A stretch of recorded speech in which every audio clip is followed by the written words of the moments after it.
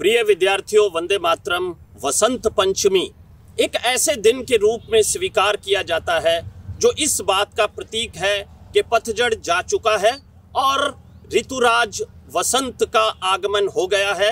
चारों तरफ पुष्प खिल चुके हैं। वसंत पंचमी को माँ सरस्वती के धरती पर अवतरण दिवस के रूप में भी मनाया जाता है। कहते हैं, पौराणिक मान्यता है कि ब्रह्मा जी ने सृष्टि की रचना कर दी, लेकिन सृष्टि के पास, लोगों के पास, हम मनुष्यों के पास ना तो भाषा थी, ना ज्ञान था, ना विज्ञान था। ऐसी स्थिति में सरस्वती ने उत्पन्न होकर मनुष्यों को ज्ञान, विज्ञान और भाषा से नवाजा।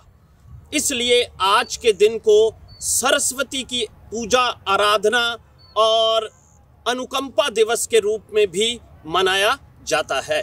मैं इसे संकल्प दिवस के रूप में भी मानता हूँ। हम सभी जो अध्ययन अध्यापन से जुड़े हुए हैं वे सरस्वती पुत्र हैं, लेकिन सरस्वती से आशीर्वाद और सफलता प्राप्ति के लिए उनकी साधना ज़रूरी है। मैं आपको आज वसंत पंचमी के दिन 4 बातें बताना चाहता हूँ। उन 4 बातों को अवश्य पूर्ण कीजिए ताकि माँ सरस्वती का आशीर्वाद और सफलता आपको प्राप्त हो सके और आप एक नैतिक व्यक्ति के रूप में अपना शानदार जीवन यापन कर सके। सबसे पहली बात, जो भी आपका अध्ययन कक्ष है वहाँ पर माँ सरस्वती का चित्र स्थापित कीजिए और उनकी पूजा अर्चना अवश्य कीजिए। दूसरी बात, माता पिता सदैव अपने बच्चों की कामयाबी की दुआ मांगते हैं। मैं आग्रह करूंगा कि माँ सरस्वती के साथ ही आप अपने माता पिता का चित्र भी अवश्य लगाएं, क्योंकि मेरा ये मानना है कि पिता, अगर मैं उदाहरण स्वरूप बात करूं, तो कई बार अपने युवा पुत्र को अध्ययन के लिए भेज देता है और यदि वो कृषक है तो वो खेत में अकेले ही काम कर लेंगे, लेकिन वो ये चाहेंगे कि उनका बच्चा कामयाबी की बुलंदी को छुए।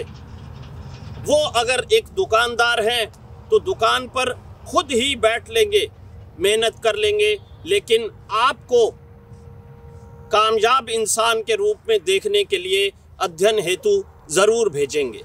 अगर आप अपनी माँ से बात करेंगे तो वो ये कहेंगी कि तू कैसा है, तेरी पढ़ाई कैसी चल रही है, तेरे रहने खाने की व्यवस्था कैसी है। माँ बहुत चिंता करती है, तो इसलिए ये उनका अधिकार है कि उन्हें माँ सरस्वती के समकक्ष अपने कक्ष में स्थान दिया जाए।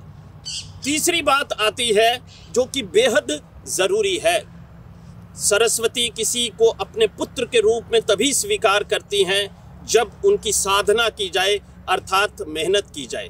मैं आपसे आग्रह करूंगा कि आप अपने स्टडी आवर्स का, अपने पढ़ाई के घंटों का एक चार्ट बनाएं, जिसमें अपने संस्थान, अपने गुरुजी, जहां भी आप पढ़ते हैं उनके अतिरिक्त 8 घंटे अवश्य अपनी पढ़ाई को दें। अगर किसी रोज़ आप अपने उस स्टडी आवर्स के चार्ट में 8 घंटे दर्ज ना कर पाएं तो अगले दिन या उससे अगले दिन उन घंटों को अवश्य पूर्ण करें ताकि आप अपने लक्ष्य को प्राप्त कर सकें।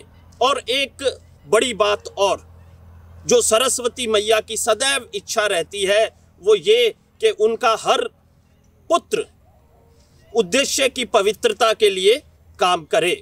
तो आपको अपना उद्देश्य पवित्र रखना है, अर्थात इस बात के संकल्प को अपने मन में सदैव संजो कर रखना है कि जब मैं कामयाबी हासिल कर लूँगा, जो पद मुझे प्राप्त होगा, मैं उस पद पर अपने कर्तव्यों का पूरे समर्पण के साथ निर्वहन करूँगा।